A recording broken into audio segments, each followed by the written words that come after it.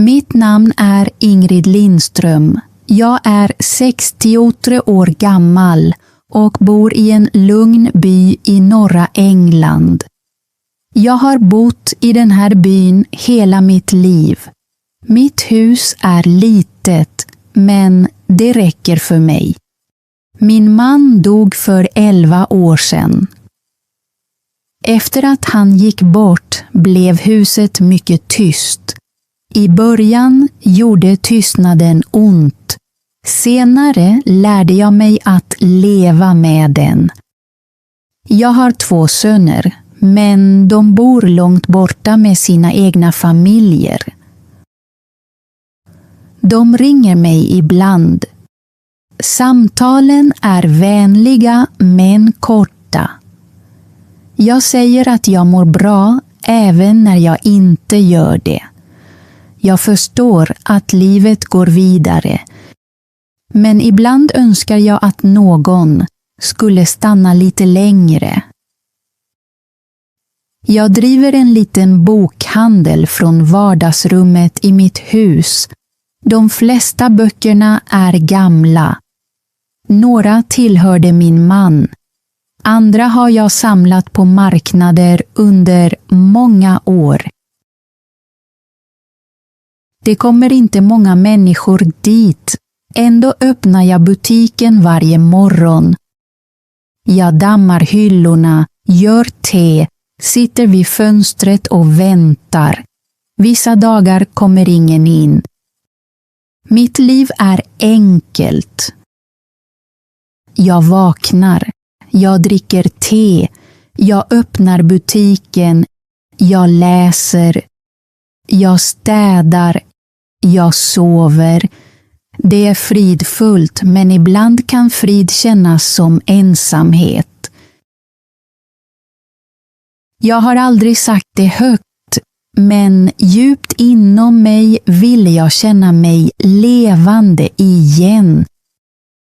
Jag ville att någon skulle lägga märke till mig. Inte på ett stort sätt, bara lite värme, lite vänlighet. En tisdagsmorgon gick jag till bageriet för att köpa bröd. Efter det stannade jag vid marknaden för att köpa äpplen. Medan jag väntade tappade en äldre man några mynt på marken. Innan någon annan hann röra sig böjde sig en ung man ner och hjälpte honom att plocka upp dem. Han hade inte bråttom. Han log och sa: "Ta det lugnt." Det fanns något vänligt i sättet han talade på. Jag tittade på honom lite längre än jag borde ha gjort. Senare samma vecka såg jag honom igen utanför apoteket. Han skrattade tillsammans med butiksägaren. När han såg mig log han och nickade. Jag log tillbaka. Jag kände honom inte, men hans leende fick mig att känna mig sedd. Nästa eftermiddag kom han in i min bokhandel. Han tittade sig omkring och frågade: "Säljer du böcker här?" "Ja", svarade jag. "Mest gamla böcker." Han log. "Gamla böcker är de bästa." Han frågade efter en bok om trädgårdsskötsel. Jag visade honom några böcker från den bakre hyllan. Han valde en med grönt omslag och betalade med mynt. Innan han gick sa han: "Tack, det här stället är verkligen trevligt." Efter att han hade gått stod jag kvar och höll mynten i handen. Av någon anledning kände jag mig glad. Några dagar senare kom han tillbaka. Det var då jag fick veta att han hette Daniel. Han sa att han tyckte om boken om trädgårdsskötsel och frågade om jag hade något om reparationer. Jag hittade en gammal bok om verktyg och medan han bläddrade i den började vi prata. Han berättade att han arbetade i reparationsverkstaden nära bageriet. Han lagade cyklar, lampor och små maskiner. Hans föräldrar hade dött när han var ung och hans farfar hade uppfostrat honom. Men hans farfar hade gått bort året innan. Nu bodde Daniel ensam i ett litet rum ovanför reparationsverkstaden. Efter det började han komma oftare. Ibland köpte han en bok. Ibland tittade han bara runt. Ibland stannade han på en kopp te. Vi pratade om enkla saker, regn, arbete, böcker, mat och byn. Jag sa till mig själv att han bara var en vänlig ung man. Men långsamt blev hans besök den ljusaste delen av min dag. En eftermiddag försökte jag lyfta en tung låda med böcker. Daniel kom in och tog snabbt lådan ur mina händer. Du borde inte bära det här ensam, sa han. Jag har gjort det i många år, svarade jag. Han log mjukt. Det betyder inte att du måste göra det. De orden stannade kvar hos mig. Det handlade inte bara om lådan. Det handlade om känslan av att någon brydde sig. En annan dag tog han med sig kakor från bageriet. De gav mig några extra, sa han. Jag tänkte att du kanske skulle tycka om dem. Jag gjorde te och vi satt tillsammans i nästan en timme. Jag berättade för honom om min man, mina söner och hur bokhandeln började.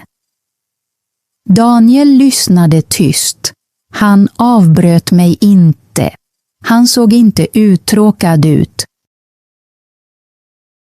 Det var länge sedan någon lyssnade på mig på det sättet. När veckorna gick började jag baka igen. Jag gjorde scones, äppelkaka och små pajer.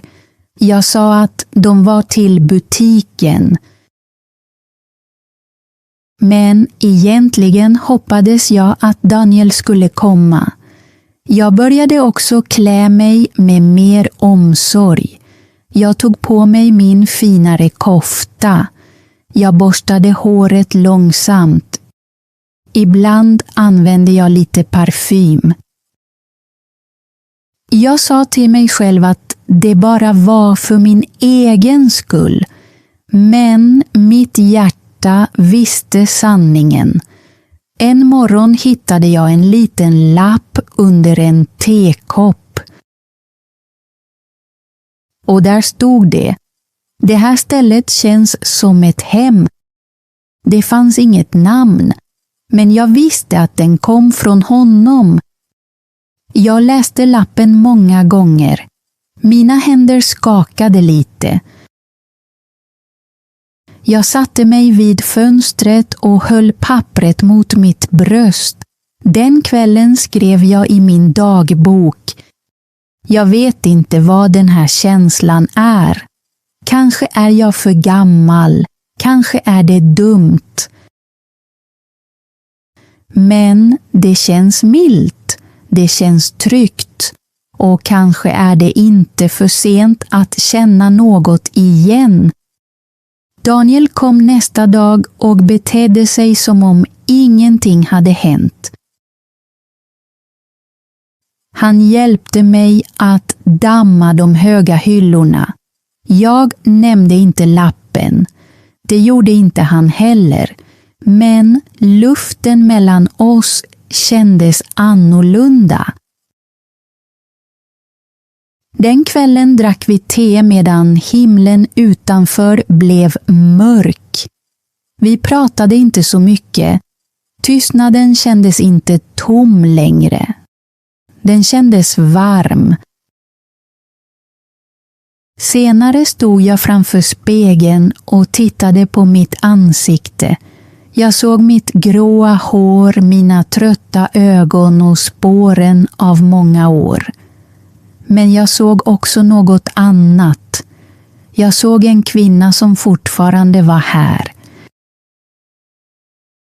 En kvinna som fortfarande kunde känna. En kvinna som fortfarande ville bli sedd och förstådd. Jag log mot mig själv och viskade: du är inte färdig än. Och i den där stilla stunden kände jag att något nytt hade börjat. Innan jag fortsätter min berättelse vill jag fråga dig något. Varifrån lyssnar du? Ibland när jag berättar den här historien känner jag mig mindre ensam om jag vet att någon lyssnar. Det ger mig mod. Efter att jag hittade den lilla lappen kändes mitt hjärta annorlunda. Jag läste den många gånger. Det stod: du är den lugnaste delen av min dag. Bara en mening, men den meningen stannade kvar hos mig. Den var inte märkvärdig. Den var inte dramatisk. Den kändes ärlig. Och ärlighet kan röra hjärtat djupare än vackra ord. Jag berättade inte för Daniel att jag hade hittat lappen. Han frågade inte heller.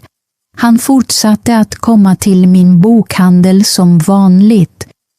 Vissa dagar låg vi bara och utbytte några ord. Andra dagar pratade vi längre. Vi pratade om regn, böcker, mat och små nyheter från byn. Inget viktigt, men på något sätt kändes allt viktigt. Snart började jag vänta på ljudet av hans steg utanför min dörr. Ibland tittade jag genom fönstret och låtsades att jag höll på att rätta till gardinen. Jag visste att det var dumt. Jag var inte en ung flicka längre. Men hjärtat lyssnar inte alltid på åldern. Mitt hjärta visste bara att det höll på att vakna till liv igen. En eftermiddag tog Daniel med sig varmt bröd från bageriet. De hade några extra, sa han. Jag tänkte att du kanske skulle vilja ha lite. Jag bjöd in honom på te. Vi satt i mitt lilla rum med brödet mellan oss och 2 koppar te på bordet. Han såg sig omkring och sa: jag trodde aldrig att jag skulle känna mig så lugn i den här byn. Varför känner du dig lugn nu? Frågade jag. Han tittade tyst på mig. För att jag har hittat någon som lyssnar. Jag svarade inte. Jag tittade bara ner på mitt te. Men inom mig förstod jag. Den kvällen kände jag mig inte som en gammal änka. Jag kände mig inte bortglömd av livet. Jag kände mig som en kvinna som fortfarande blev sedd. När dagarna gick blev våra samtal djupare. En dag frågade Daniel om mitt förflutna. Jag berättade om min lilla bokhandel och hur jag startade den efter att min man dog. Jag berättade att den hjälpte mig att ta mig igenom de tomma dagarna. Han lyssnade noggrant. Sedan sa han, det var modigt. Ingen hade kallat mig modig på många år. Den kvällen öppnade jag en gammal låda med fotografier. Jag tittade länge på bilden av min man. Jag kände ingen skuld. Jag kände inte att jag ersatte honom. Jag kände att ett kapitel i mitt liv alltid skulle vara dyrbart, men kanske kunde ett nytt kapitel fortfarande börja. Några dagar senare berättade jag för Daniel om dagen då min man dog. Jag berättade om sjukhusrummet. Jag berättade hur jag höll hans hand och försökte att inte bryta ihop. Jag berättade hur jag höll tyst efteråt eftersom jag inte ville att mina söner skulle se mig svag. När jag pratade skakade min röst. Jag tystnade plötsligt, rädd att jag hade sagt för mycket. Daniel tittade inte bort. Han sa mjukt, du behöver inte vara stark varje minut. De orden gav mig luft. Sedan berättade han sin historia. Hans föräldrar dog när han var 16 år gammal. Efter det lärde han sig att leva ensam. Han arbetade med olika jobb, flyttade från plats till plats och höll sin smärta inom sig eftersom det inte fanns någon som lyssnade. Sedan såg han på mig och sa, men med dig känner jag att jag kan prata. Vi kramades inte. Vi rörde inte varandras händer. Vi satt bara tillsammans i tystnad. Men tystnaden var inte tom. Den var fylld av förståelse. Efter det började jag förändras på små sätt. Jag använde lite läppstift. Jag satte färska blommor på bordet. Jag köpte en ny tekopp och sa till mig själv att den var till gäster. Men jag visste att den var till honom. En kväll frågade Daniel, har du någonsin velat resa? Jag skrattade. I min ålder? Han log. Varför inte? Jag berättade att jag när jag var ung drömde om att få se havet. Men sedan kom äktenskapet, barnen och arbetet och livet tog en annan riktning. Daniel sa, det är inte för sent. De orden stannade kvar i mitt sinne i flera dagar. För första gången på många år tillät jag mig själv att föreställa mig något nytt. Men med hoppet kom också rädslan. Jag började ställa frågor till mig själv. Varför ville Daniel tillbringa tid med mig? Var han bara vänlig? Tyckte han synd om mig? Jag var äldre än han. Jag hade grått hår. Jag hade rynkor i ansiktet. Jag kände inte till den musik eller de filmer som människor i hans ålder tyckte om. En morgon hittade jag ännu en lapp i min brevlåda.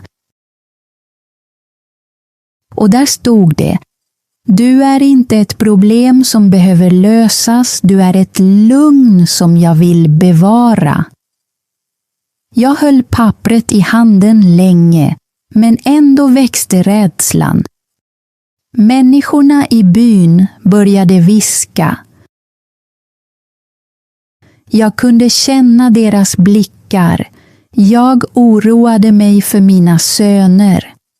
Vad skulle de tänka om de fick veta att jag hade känslor för en yngre man?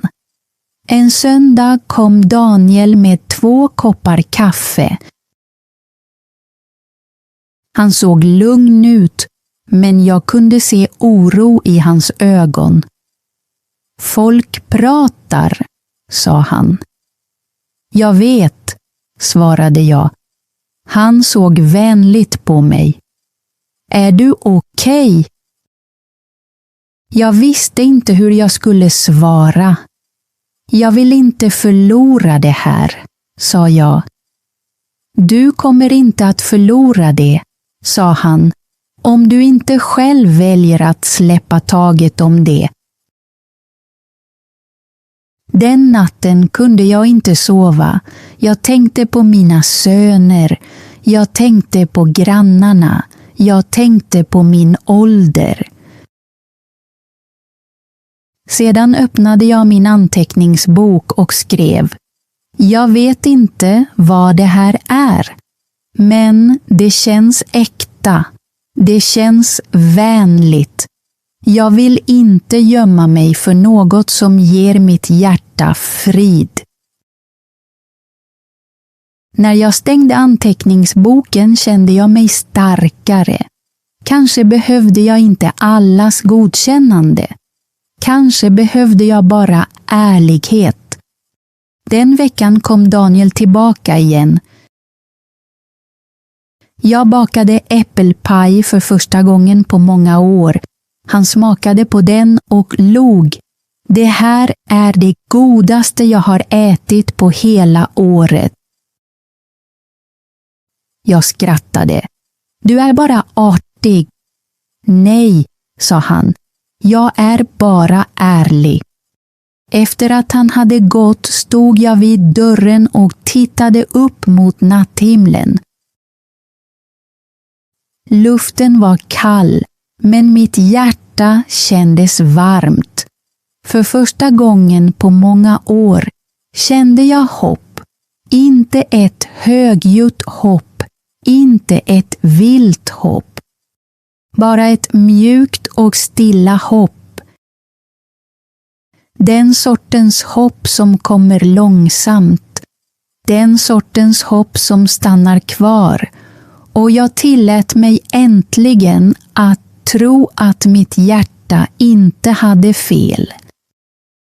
Även om världen inte förstod, även om ingen annan höll med, visste jag vad jag kände och jag kunde inte ljuga för mitt eget hjärta. De följande dagarna såg normala ut utifrån, men inom mig fanns ingen ro. Jag fortsatte att tänka på Daniels ord. Han hade sagt att vi inte skulle förlora det vi hade om jag inte själv valde att släppa taget.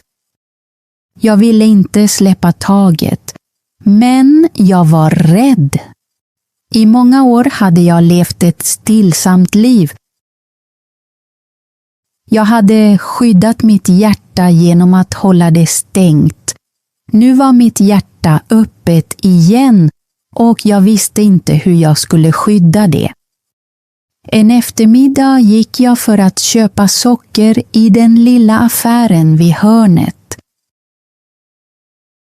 När jag gick förbi 2 kvinnor vid brevlådan blev deras röster tystare.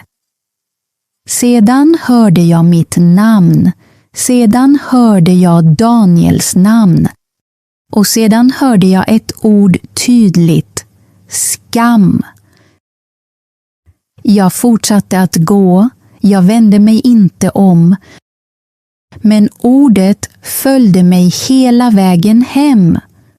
Den kvällen lagade jag middag, men jag kunde knappt äta.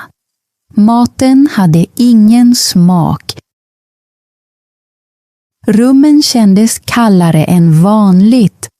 Människor som en gång brukade le mot mig såg nu på mig som om jag hade gjort något fel. Jag tänkte också på mina söner. De hade inte ringt på flera veckor. Nästa dag gick jag till biblioteket. Kvinnan bakom disken log mot mig, men hennes leende kändes annorlunda. Det var artigt, men kallt. Jag lämnade tillbaka min bok och skyndade mig hem. När Daniel kom den kvällen märkte han det direkt. Vad har hänt? Frågade han. Jag satt tyst med mitt te en stund. Sedan berättade jag allt. Jag berättade om kvinnorna vid brevlådan. Jag berättade om de märkliga blickarna. Jag berättade om rädslan i mitt bröst. Daniel lyssnade utan att avbryta. Sedan sa han: jag kan inte stoppa varje viskning, jag kan inte stänga varje mun. Men jag kan lova dig en sak. Du kommer inte att behöva möta det här ensam. Tårarna fyllde mina ögon.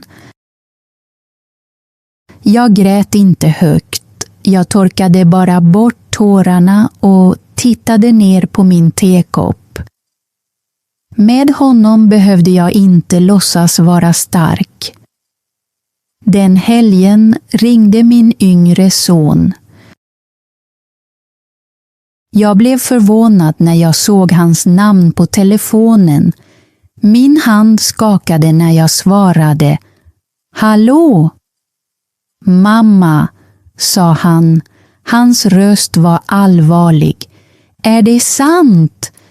Träffar du den där unge mannen? Jag tog ett djupt andetag. Han heter Daniel, sa jag. Och ja, han är en god människa. En god människa? Upprepade han. Mamma, han är mycket yngre än du. Vad håller du på med? Folk pratar. De tror att du har förlorat förståndet. Jag försökte förklara, men han lyssnade inte. Du gör familjen till åtlöje, sa han. Har du ens tänkt på oss? Jag slöt ögonen. Jag försöker bara vara lycklig, sa jag tyst. Och det blev tyst. Sedan sa han, jag kan inte tro att det här är sant. Och han avslutade samtalet. Jag satt länge med telefonen i handen. Senare den natten grät jag mot min kudde. Inte för att han var arg, utan för att han inte ens försökte förstå. Nästa dag berättade jag för Daniel om telefonsamtalet. Han lyssnade noggrant som alltid. När jag hade berättat färdigt sa han, din son är rädd, men det är inte jag. Jag är här. Det var då jag förstod något. Daniels kärlek var inte högljudd. Den behövde inte stora löften varje dag. Den bara stannade kvar. Efter det fortsatte vi att träffas. Vi pratade inte hela tiden om skvallret. Vi försökte leva som vanligt. Vi drack te. Vi läste böcker. Vi promenerade genom byn. Men nu kändes varje liten stund mer värdefull. En kväll kom Daniel med vilda blommor som han hade plockat nära floden. De var inte dyra, men de var vackra. Jag satte dem i en glasburk på bordet. Han såg sig omkring i mitt lilla hus och sa: Du får det här stället att kännas som ett hem. Några dagar senare kom han för att träffa mig och han såg nervös ut. Han satte sig inte ner. Han stod framför mig med en liten ask i handen. Jag har tänkt mycket, sa han. Jag vet att människor kanske inte kommer att förstå det här, men jag känner mitt hjärta. Jag stirrade på honom. Sedan frågade han: Vill du gifta dig med mig? För ett ögonblick kunde jag inte säga ett ord. Han fortsatte: Jag bryr mig inte om ålder. Jag bryr mig inte om skvaller. När jag är med dig känner jag lugn. Jag känner mig ärlig. Jag vill dela mitt liv med dig. Jag bad honom att sätta sig. Vi drack te i tystnad. Jag såg på hans ansikte och såg inget spel, inget skämt och ingen självisk plan. Bara sanning. Den kvällen gick jag genom mitt hus och tittade på gamla fotografier. Jag såg på min mans stol. Jag såg på bordet där mina söner en gång hade gjort sina läxor. Jag hade tillbringat så många år med att ge kärlek till andra. Nu fanns det någon som ville ge kärlek till mig. Nästa morgon sa jag ja. Vi hade inget stort bröllop, ingen musik, ingen fest. Bara en stillsam ceremoni på stadshuset. Vi skrev under pappren, tittade på varandra och log. För oss var det tillräckligt, men snart fick människor veta det. Skvallret blev ännu starkare. Vissa sa att Daniel ville åt pengar, men jag hade inga pengar. Andra sa att han var dum. Men han var den mest klarsynta och vänliga människa jag kände. En granne slutade hälsa på mig. En annan skämtade om mig på marknaden. Ändå fortsatte Daniel och jag att gå tillsammans. Hand i hand. Mina söner ringde inte. Deras tystnad gjorde ont, men den förstörde mig inte. Varje dag frågade Daniel: Hur mår ditt hjärta idag? Inte bara: Hur mår du? Utan: Hur mår ditt hjärta? Och jag svarade alltid ärligt. Vissa dagar sa jag trött. Vissa dagar sa jag lugnt. Vissa dagar sa jag starkt. Men jag sa aldrig tomt. Med tiden började några människor att mjukna. En äldre kvinna på marknaden lade sin hand på min arm och sa: Om han behandlar dig väl är det det som betyder mest. Jag log hela vägen hem. Veckorna blev till månader. Vårt liv var enkelt. Vi lagade mat tillsammans. Vi arbetade i trädgården.